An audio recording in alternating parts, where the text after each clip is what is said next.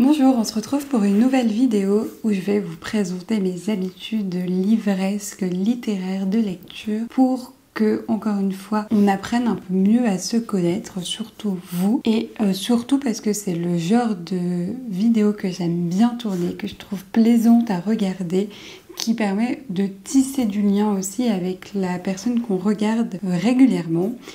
Et j'ai repris ce petit tag et ce format de vidéo à deux personnes. Donc tout d'abord à Lucie Alu, que je regarde régulièrement, qui elle-même l'a repris à la bibliothèque d'Emilia, que je ne connaissais pas, et j'ai par cette occasion-là découvert cette chaîne YouTube. La vidéo n'est pas très longue et j'espère que vous passerez un bon moment à la regarder, un aussi bon moment que moi lorsque j'ai tourné cette vidéo. J'ai mes petites fiches. Alors, la première question, c'est le format. Quel format je lis? Principalement, et vous le savez sans doute, je lis en papier. C'est le format principal auquel on pense quand on parle d'activité de lecture. Moi, c'est mon format préféré. J'adore lire en papier. J'adore avoir le livre avec moi, sentir son poids, pouvoir faire tourner les pages. J'ai un tic de lecture, c'est que quand je débute un chapitre, je feuillette pour voir combien de pages dure le chapitre. Donc j'aime vraiment ce rapport aux pages, ce rapport au toucher dans ma lecture. Et j'aime bien visuellement voir quand on avance dans une lecture, de voir il reste tant de pages à lire, on le voit très bien avec un marque-page. De plus en plus, je lis en audiobook. Ça doit faire 1 an que je me suis vraiment lancée dans la lecture audio. Tout d'abord parce que ça permet de rentabiliser les trajets en voiture, mais surtout ça permet d'avancer les livres, d'avancer plusieurs lectures en même temps. C'est un support que j'aime beaucoup et moi je lis principalement, en fait quasi exclusivement sur Audible. Donc il n'y a rien de sponsorisé dans cette vidéo, loin de là. C'est essentiellement grâce au livre audio que j'avance La Roue du Temps. Je vous ai déjà parlé du fait que le narrateur était incroyable sur cette application, que j'aime vraiment beaucoup, et c'est un bonheur de lire, enfin d'écouter plutôt, La Roue du Temps en allant travailler. Je lis jamais en numérique, enfin très rarement. Je l'ai fait que 2 fois et je vais vous raconter ça. Je n'ai pas de tablette, je n'ai pas de liseuse, c'est pas quelque chose qui m'attire, même si je comprends bien qu'il y a de nombreux avantages à lire en numérique, notamment pour trimballer sa palle un peu n'importe où, pour ne jamais être à court de livres. Vous allez comprendre pourquoi je dis ça très rapidement. Mais pour toutes les raisons précédentes que j'ai évoquées sur le pourquoi j'aime le format papier, j'ai du mal à être attirée par ce format numérique. À 2 reprises, j'ai lu en format numérique, une fois sur mon ordinateur. Voilà, c'était sympa, mais j'avais pas cette relation au papier, donc ça m'a manqué. Et une autre fois, parce que j'étais en livre, j'avais plus de livre avec moi qui m'intéressait, j'ai lu La Roue du Temps sur mon téléphone et c'est archi petit. C'est fatigant, c'est pas pratique, Enfin, j'ai vraiment détesté l'expérience, et je pense que si j'ai pas autant apprécié ce tome-là, c'est aussi parce que je l'ai lu de cette manière-là. Concernant également les formats, je lis quasi exclusivement des formats poche. Je préfère, je trouve ça beaucoup plus pratique, beaucoup plus manipulable, beaucoup plus transportable et surtout beaucoup moins cher. On va pas se cacher derrière ça. Pareil, je préfère les paperback ou hardback parce que c'est plus facilement pliable, transportable, etc. Et je lis principalement du VF. En fait, principalement, quasiment que du VF. Ça peut m'arriver une fois de temps en temps de lire du VO, mais c'est genre 1 ou 2 fois dans l'année, donc on va dire que 99,9% du temps, je lis en VF. J'ai pas envie de lire en VO plus que ça, donc ça me convient très bien. Deuxième question, quand est-ce que je lis? Alors, il faut distinguer en fait les journées où je suis toute la journée au lycée des journées où je ne travaille pas. Donc on va inclure les week-ends dans cette deuxième catégorie. Les journées où je vais travailler, j'écoute depuis plusieurs mois maintenant La Roue du Temps en audio en allant travailler. Donc ça me fait 1 heure de lecture au total, répartie du coup en 2 plages horaires. Et le soir, en moyenne, je lis entre 30 minutes et 1 heure. Donc ça fait maximum 2 heures dans ma journée, ça peut être plus, mais voici en moyenne temps de lecture que j'accorde à une journée de travail. C'est beaucoup pour certains, c'est peu pour d'autres. Moi, j'arrive pas à m'accorder beaucoup plus de temps parce qu'avec la fatigue, le travail, le déplacement, etc., c'est compliqué. Les journées où je travaille pas ou les journées de week-end, je lis pas forcément beaucoup plus. J'écoute rarement d'audiobooks, je suis plutôt sur mon livre papier, ce que quand même je préfère. Et donc, je m'accorde plusieurs temps dans ma journée, plusieurs plages horaires de lecture. Souvent, sauf celle du soir, c'est des plages horaires de 30 minutes. J'adore lire avec un minuteur. Alors ça fait très bizarre de formuler ça comme ça, mais j'adore. Je me pose, je mets un minuteur sur mon téléphone et pendant 30 minutes, je ne fais rien d'autre, c'est-à-dire je ne regarde pas mon téléphone, je pense à rien en fait, je m'accorde ce temps-là de lecture et c'est un temps où je suis hyper concentrée dans ma lecture, un temps où j'avance vraiment très bien. Donc il peut en avoir 3-4 plages horaires comme ça dans des journées off, ou en tout cas des journées où je vais pas au lycée. Et le soir, pareil, je lis, donc ça peut être jusqu'à 1 heure et demie le soir, même si c'est rare. Et donc là, je suis entre 2 heures et 3 heures de lecture par jour sur mes journées off.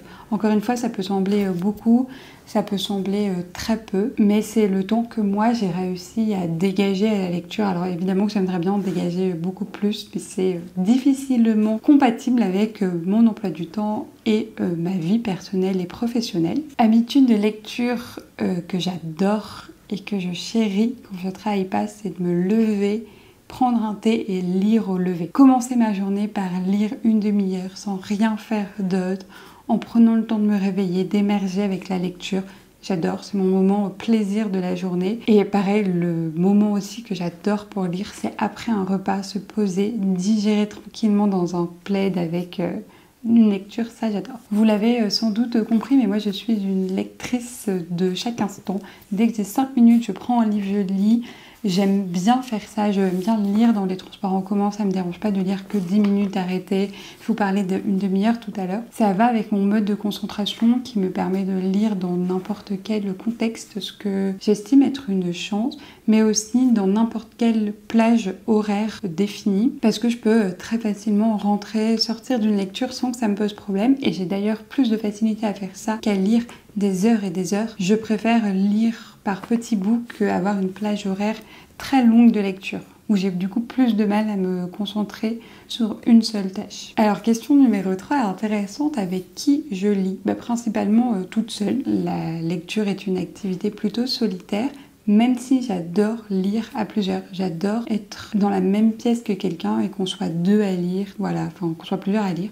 Par exemple dans le train, j'adore quand on est plusieurs à lire autour de moi, ça me stimule, ça me donne envie de continuer à lire, ça m'inclut dans une sorte de communauté. Ça j'aime beaucoup, même si c'est des moments qui sont souvent rares. Je participe, mais du coup c'est pas la même manière de partager à des lectures communes, que là on n'est pas dans la même pièce forcément, mais on lit en même temps le même livre, plus ou moins en même temps, plus ou moins de manière suivie et régulière. J'adore ça. J'ai fait ça notamment avec le book club du Pingouin Vert pour l'Assassin Royal, que j'ai complètement laissé tomber parce que je n'accroche pas aux Aventuriers de la Mer, mais ça vous le savez. Et donc j'attends que le book club finisse les Aventuriers de la Mer pour les rejoindre sur la partie 2 de l'Assassin Royal. Ce que j'aime dans les LC, c'est le fait de partager, de se retrouver autour d'une lecture, et ça c'est quand même le mot d'ordre principal pour moi de la communauté littéraire. Et je participe à quelques book clubs, alors de manière très éphémère, parce que je m'impose pas des lectures pour participer au book club. Si la lecture me plaît, j'y participe avec grand plaisir. Si elle ne me plaît pas, je ne me force pas. Et donc principalement c'est le book club de Paper Palace que je suis. Je fais quelques LC par-ci par-là. Là, je vais faire celle du mois de novembre. J'ai fait celle du mois d'octobre, mais je crois que ça faisait déjà 3 mois que j'en avais pas fait avant ça. Et c'est pas grave, j'aime bien y retourner quand la lecture me plaît et m'intéresse. 4e question, mon rapport à ma pile à lire et au challenge. C'est une question que je trouve très intéressante parce qu'on en discute quand même très peu, je trouve, sur les réseaux sociaux, de ce rapport compulsif à l'achat. Moi, j'aime pas faire de pelle. Ça m'intéresse pas, j'ai du mal à faire ça. Je trouve qu'il y a une forte incitation à acheter des livres pour que ça rentre dans la pile à lire sans forcément avoir le temps de les lire. Je préfère faire des achats compulsifs ou réfléchis quand moi j'en ai envie, avec des titres qui me donnent envie, et qu'importe en fait s'ils ne rentrent pas dans une pile à lire thématique parce qu'on est en telle ou telle période de l'année. Ça, c'est la première chose. Et la deuxième chose, je me dis, tiens, jamais. J'avais essayé d'en faire une de vidéo pile à lire dans le challenge du printemps et j'avais quasiment pas tenu cette pile à lire, ce qui est pas grave en soi, ce qui est pas une contrainte, mais c'est pas une activité qui me plaît tant que ça. Moi, j'aime bien choisir mes lectures au fil des envies ou pour garder en fait cette spontanéité dans la lecture, cette envie, cette passion. Et de l'autre côté, je me fais quand même des pales, mais pour une semaine ou les 10 jours à venir en me disant « Ah, j'aimerais bien lire ça et ça et ça ». Et souvent, ça correspond à des vidéos YouTube que j'aimerais bien tourner ou mettre en avant. Et c'est tout, et c'est pas grave si je respecte pas ces pales. Je sais qu'il y en a qui adorent tourner des vidéos pales, faire des pales, etc. C'est pas mon envie à moi, mais par contre, j'adore regarder ces vidéos-là parce que ça donne plein de titres pour mettre dans la wishlist et quand j'aurai envie de telle ou telle ambiance, je saurai vers quoi me tourner. Mais comme j'ai pas des idées précises de ce que j'ai envie de lire pour chaque période de l'année, ça me dérange pas de lire une romance à n'importe quelle période de l'année, un Dark Academia en plein mois de juillet. Donc c'est plutôt en fonction de mes envies. Autre rapport à la pale que je trouve intéressant, c'est quel nombre de livres dans une pale. Alors moi c'est très simple, je m'en moque un peu avec la seule contrainte visuelle qui est que si ça dépasse toute une étagère de ma bibliothèque, c'est que j'en ai trop. Voilà, c'est une contrainte spatiale. J'en ai 40 pour le moment dans ma pile à lire, donc c'est un tout petit peu plus qu'une rangée de Bitly, mais il y a des pavés, on va se dire que ça prend plus de place, on va le formuler comme ça. Bref, je suis pas est-ce qu'il faut avoir 40 livres, c'est pas une question qui m'importe au quotidien, c'est une question qui m'importe plus quand je me dis ok, là elle déborde, est-ce que j'ai vraiment envie de lire ces livres qui sont dans ma pile à lire ou pas. Et pour le moment j'en retire pas, je prends plaisir à les lire même si c'est plusieurs années plus tard. Elle diminue pas parce que aussi avant j'achetais beaucoup de livres d'occasion en me disant ah un jour j'aurais envie de les lire, notamment sur Vinted, et c'est pas vrai, donc j'essaye aussi de me réfréner de ce côté-là. Les challenges littéraires maintenant, j'aime les challenges littéraires où on participe en équipe. Je me suis rendu compte que les autres m'intéressaient beaucoup moins parce que j'y retrouvais pas ce que en fait je cherchais tout simplement, à savoir la stimulation d'équipe, le fait de mettre en place des stratégies pour certains challenges ou le fait simplement de discuter avec de nouvelles personnes, de lecture, découvrir de nouveaux horizons littéraires. Donc ça j'aime beaucoup. Ça permet de se surpasser, de lire plus, de lire autre chose, de lire différemment, de se forcer aussi sur cette histoire de pale un peu à la semaine, s'il y a des thématiques, à choisir un livre qu'on n'aurait pas forcément lu maintenant, mais qui est dans notre pale pour le faire correspondre à des thèmes. Ça, j'aime bien parce que c'est restreint en termes de semaines, une semaine à peu près. Et il y a ce côté d'équipe, se dépasser pour l'équipe que j'aime beaucoup. Je participe actuellement à 3 challenges littéraires. Enfin, il y en a un qui va commencer bientôt. Le challenge du détrônement des dieux, organisé notamment par Vélaris, le challenge des cartes et le challenge escapade littéraire enneigée. En cette période-là, j'avais déjà participé à la saison estivale organisée par, entre autres, Au fil des chapitres. Donc ça, j'aime vraiment, vraiment beaucoup. Même si l'inconvénient des challenges, c'est que du coup, les gros livres, les pavés, je les lis pas pendant cette période-là. Donc là, j'ai enchaîné les challenges depuis septembre. Ça finira en décembre, fin décembre.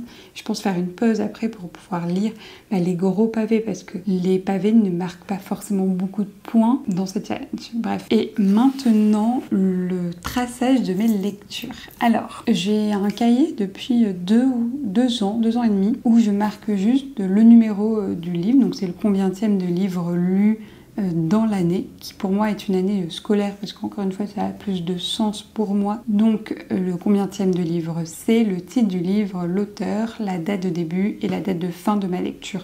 Et c'est tout. Je fais pas grand chose de plus dans ce cahier lecture, à part reporter mes participations au challenge. Et c'est tout. Je n'ai rien pour noter mes lectures ou dire si elles m'ont plu ou pas, sauf YouTube depuis du coup maintenant 1 an, et j'aime bien ce format parce que, encore une fois, ça va être thématique dans cette vidéo, mais il me permet de partager ce que j'ai aimé, ce que j'ai pas aimé et d'échanger avec vous. et ça je trouve une utilité à ça. J'aimerais bien, et là je l'ai vu passer sur pas mal de chaînes ou surtout de comptes Instagram, faire un carnet de pales, de traçage de pales.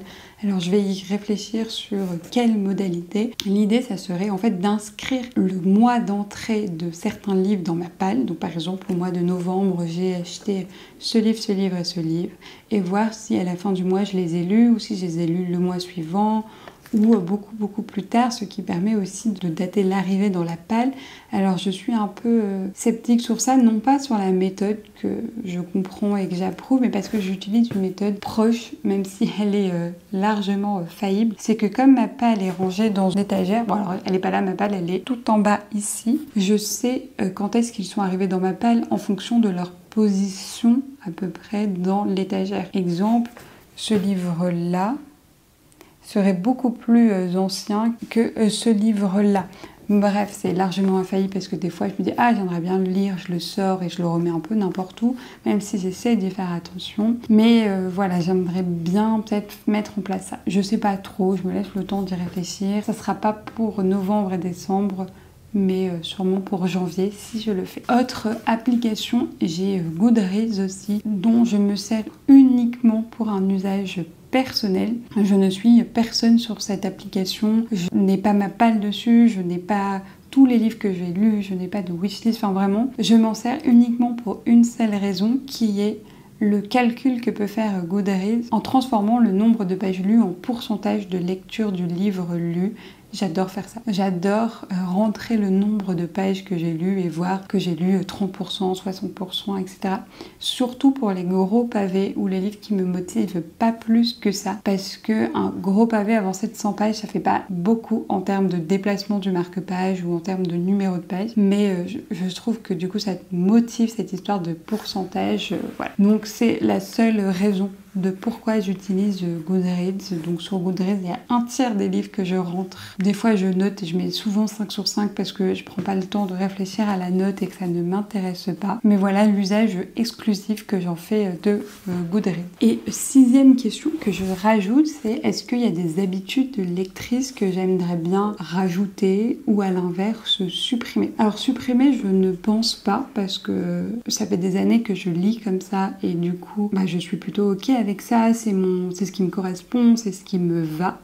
Est-ce que j'aimerais bien en ajouter des nouvelles? Bon, il y a la question de la rapidité de la lecture qui, voilà, si on veut lire plus, il faut lire passer plus de temps à lire, mais aussi lire plus rapidement. Donc ça, c'est quelque chose qui est intéressant à analyser, mais je vais pas le faire là, maintenant. En habitude de lecture, j'aimerais bien pouvoir aussi lire plus longtemps. Je vous en ai parlé, moi je lis plutôt 30 minutes, 1 heure grand max, mais j'aimerais bien, ça me fait rêver, moi, quand je vois des vidéos de personnes qui se disent « Ok, on va prendre une après-midi et on va lire, on va rester dans le livre ». Ça m'arrive que quand le livre est incroyable et vraiment que ça frôle le coup de cœur. Mais à part ça, même si j'aime vraiment beaucoup ce que je lis, au bout de 40-45 minutes, j'ai besoin de faire autre chose. Et donc j'aimerais vraiment, dans le sens où ça m'attire d'être capable de faire ça. Et c'est là où je vais devoir déterminer si j'en suis capable et prendre de nouvelles habitudes de lecture ou si vraiment c'est trop difficile par rapport à ma manière de vivre, à mon temps imparti de concentration, de capacité disponible aussi à accorder à la lecture en termes de fatigue, en termes de stress aussi, de pensée d'arrière-plan, bref, tout ça. Donc, à voir si j'y arrive ou pas. Dites-moi d'ailleurs dans les commentaires si vous êtes plus dans ma team, c'est-à-dire je lis sur de courtes plages horaires, ou au contraire, si vous êtes un lecteur ou une lectrice qui lit pendant des heures et des heures. Ça m'intéresserait vraiment de le savoir. Sur ce, je vous dis encore une fois merci d'avoir regardé cette vidéo, de me soutenir, et j'espère qu'elle vous a plu. Et moi, je vous dis à dimanche prochain pour une nouvelle vidéo. Bisous!